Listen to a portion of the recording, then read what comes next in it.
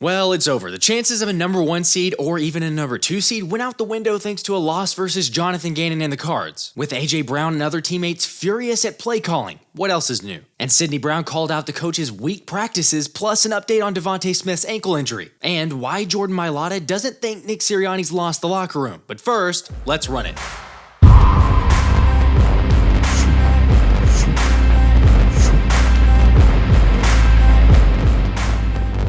Hey guys, so let's just jump right into it. The Arizona Cardinals and Jonathan Gannon just out-physicaled us, and more on that in a second. But the fact that we gave up 220 rushing yards to a team you knew was going to come in and try to do that is flat out embarrassing. And I don't know what's worse, the fact that the first half looked relatively promising with some innovative creativity on a couple plays along with wrinkles that we hadn't seen before to build a 15-point lead, to then only proceed and give it all away in the second half thanks to a defensive ineptness that might have been the worst we've seen all season. Like, just in case you hadn't paid attention or realized, Arizona failed to register a single punt all game long. And as Kyler Murray continued to carve up the Birds' defense after intermission, Brian Johnson decided to run plays that, not surprisingly, had us all in the same boat as this woman. For real, like, I'll be honest, for those of you who joined the live stream during the game, you know I was pretty optimistic. Yet that quickly faded, and let me just go ahead and apologize now for making a video entitled "Why the Eagles Will Embarrass JG." Did that go the way you thought it was going to go?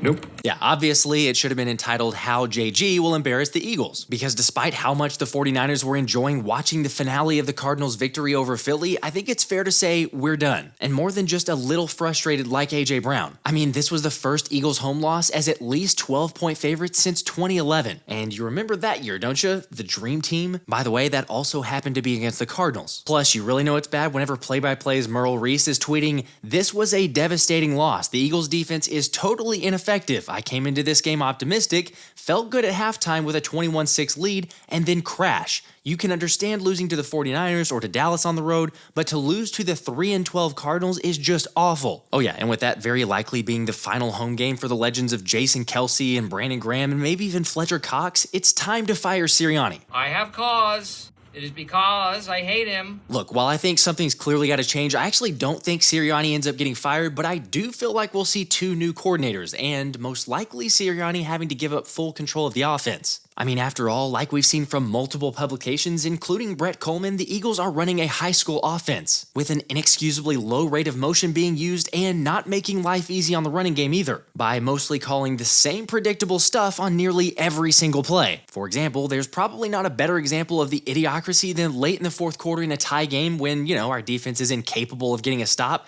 that you dial up a QB run on 1st and 20. And then, yeah, why not? Let's do it again on a 2nd and 16 to lose 3 yards, only to throw a bubble screen to Kenny G for 4 yards because why try at that point? But the worst part, as we all know, was Devonta Smith got injured on this play, adding insult to injury, and was seen after the game in a walking boot, meaning most likely no way Smitty plays this week against New York, but there's a chance he plays in the first-round playoff game after ESPN's Jeremy Fowler reported that it was a mild ankle sprain. So at least there's a slim bit of positivity. However, getting back to the series of unfortunate events, despite the incredibly conservative play calls, Nick Sirianni disagrees. I don't think that's a conservative there. I mean, if they're blitzing a bunch of gaps right there, you're running a gap scheme that has a chance to hit for big yards that we needed to get back into it. We could have thrown it there too.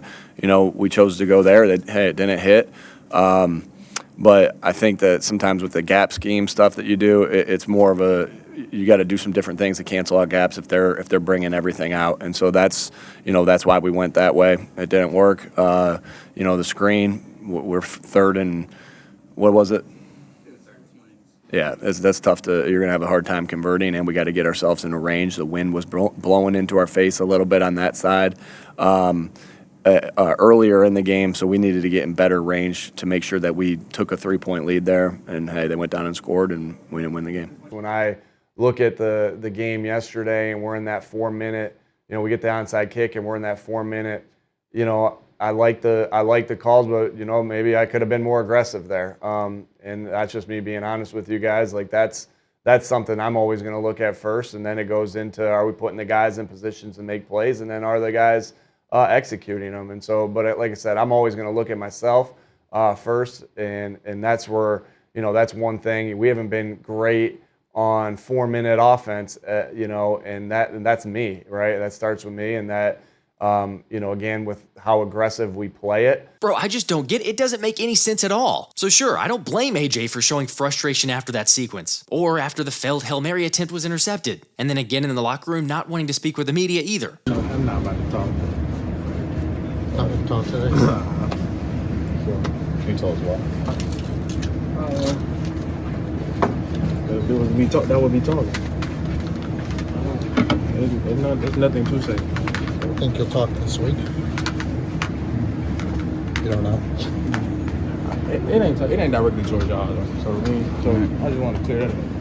All right, it's not really anything new with AJ not speaking to the media, since remember last week he also said the same thing of, I ain't got nothing nice to say, leaving everyone speculating who that was directed at, although the Inquirer's Marcus Hayes confirmed based on conversations with players that multiple guys, including AJ, are furious with the coaching staff. Of course, who knows how true that is, especially with number 11 recently calling out the media for painting him in a false light, which he won't feel any better about Hayes, with the reporter writing, "The Eagles have a problem. It wears number 11 and it wears headsets, and it's tearing the team apart." Okay, before I get into it, what do you guys think about that statement? Like, I wholeheartedly agree that the problem wears headsets, but AJ's been good when called upon. The issue is he only received 1 target in the second half, while finishing the game with 4 catches for 53 yards, leading Cody to ask, if Nick Sirianni doesn't call plays, can't pick a competent coordinator, and doesn't seem to be cultivating good chemistry, what does he do here? What would you say you do here? I mean, I used to say at least Sirianni can be the rah-rah guy and rally the troops, but it feels like he's losing the locker room now, if he hasn't already. I have people skills. I am good at dealing with people. Can't you understand that? Sorry, Nick, but curious how y'all feel about the whole situation. Either way, it's worth pointing out that Jordan Mailata thinks that idea is ludicrous, saying, yes, Nick still has the backing of the players. Why would you ask that? It's the NFL. It's any given Sunday. We got our teeth punched in today because we went out there and we thought they were going to be a pushover? No, it's the NFL. No, Nick has not lost the locker room. I'm going to end it there. All right, I don't know, but personally, I'm about as frustrated as Jason Kelce. I'm frustrated, yeah. Next question. Jason, late into the game, on that final drive, you guys got backed up first and 20. Yeah. What did you make of the play calls, and what did you make of the execution? When we got backed after up, the after the holding call? Yeah. We're trying to run the ball and get positive yards. I think we had some plays that we just didn't execute, I guess, on. Obviously it didn't work out. Yeah, okay, it's pretty obvious that the guys are looking for change. And if you believe Josie and Anderson has something coming, then change is circling in the NFC East. One potential move would be unexpected. Who knows what that actually turns into, but one really unexpected move was Sidney Brown calling out the coaches after the loss to Arizona, with the Rook saying on WIP, practice habits become game day reality, suggesting the lighter Sirianni practices haven't exactly helped develop a toughness around the team, which I mean I'd say is probably fair, and Kevin Byard agreed, saying we weren't physical enough, again. And then Sidney Brown took it a step further in his post-game interview. And we just definitely, if you look at it, we got out physical. They're a big gap scheme team with GY schemes and stuff like that, and pin pull. And they got to the perimeter, and then we just didn't do enough, filling our gaps and getting over top of those gaps to get to the outside to, force that run to go uphill, and it killed us. It is what it is. We just lost the worst team in the NFL, and it's all about how we respond. I don't think the confidence is gone, but we do need to come together and figure this out, because we play the defense we know we can play. I think we're the most dominant unit in the NFL, especially with the guys that we got. And I don't have any loss in confidence in who we have on the field. It's just all about what we do. Okay, there's so many things there. First off, for a dude who's usually soft-spoken like Brown to just come out and call it like it is great. I mean, I love it. Now, I don't know if I'd say that we should be the most dominant team with the personnel that we have, but it certainly shouldn't be near the very bottom in the league. Yet, unfortunately, the only bright spot versus the Cards was Sidney's 99-yard pick six. And as I've said it before, but I'll say it again, the speed and physicality he plays with is something we need more of on this defense. But unfortunately, we're really just so far away from where we need to be. However, BG doesn't think so. When I look at the film, I'm definitely gonna see like little things that pop up, but we ain't that far. We ain't that far away as a defense, man. But more credit to Arizona. But I believe in us, like I said, and so we just gonna keep working, baby, because we ain't get this far for no reason. And it don't matter what other people say. Like I tell the guys, block the noise out, because at the end of the day, it ain't gonna change nothing.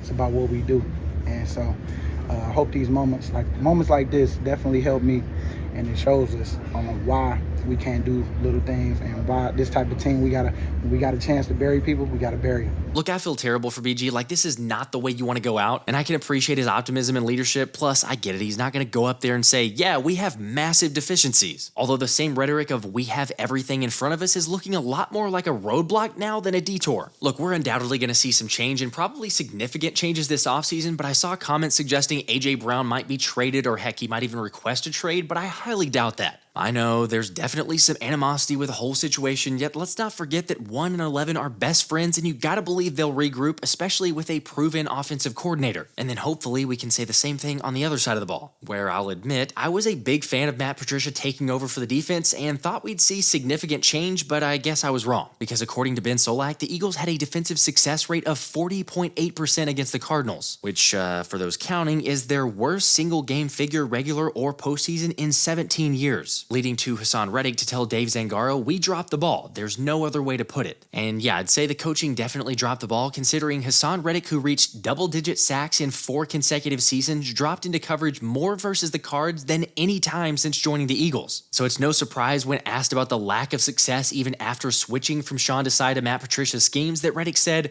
I have no comment. I have no comment for that. I'm just doing what I'm told at the end of the day, going out there, trying to play great ball, and just trying to do what I'm asked to do. I mean, he says no comment, but honestly, he says it all with that, because he's not being put in the right position to make plays. Plus, not even the right guys are being played. Reminder that nickel corner Bradley Roby was made inactive before the game in favor of Rashad Penny, who didn't see the field at all. And don't get me wrong, I love Avonte Maddox and wanted to get him out there and see some playing time, but when Bradley Roby has the lowest passer rating against among all secondary players, it would make sense to play the dude. At the same time, there's no denying the unit is not making plays, and Jordan Davis says it's inexcusable. It's definitely a lot of things that we can fit, whether we was misplacing the gap, or we just missed tackling, or overshot the gap, misfits, all that plays a factor.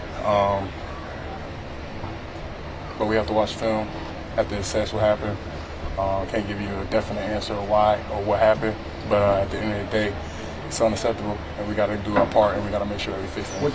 Okay, well, unfortunately, it sounds like it's only going to get worse on film. Like Honest NFL said, there will be a bombardment of some of the worst reps and calls and coverage you'll see from an NFL defense by the Eagles hitting this platform. The film is turning out to be worse than I thought it was live. I'm sorry, but is there any shred of optimism left for this squad, at least for this season? I know the future has some potential with young guys, and I'm hopeful about that, but this year feels over. And it's crazy to think about the several comebacks we've allowed, not only the 21-6 lead against Arizona, but the 10-0 lead in Seattle a few weeks ago, and then also the 14-3 lead we had earlier in the season against the New York Jets, and still finding ways to lose all of them. So now, with the Cowboys lucking into a win versus Detroit and San Francisco taking care of business versus Washington, our destiny is set to be the 5th seed and take on the winner of the NFC South on the road, which if I had to guess, that'll be Tampa Bay, since really all they need to do is beat Carolina. Now, obviously, we played them well earlier in the season, but I don't know if I'm feeling really confident about anybody at this point. All right, how about you guys? I want to know how y'all feel, and maybe we can have a group therapy here, because I certainly need it. I'll be in the comments for any thoughts. Optimism is greatly appreciated, takeaways, or whatever.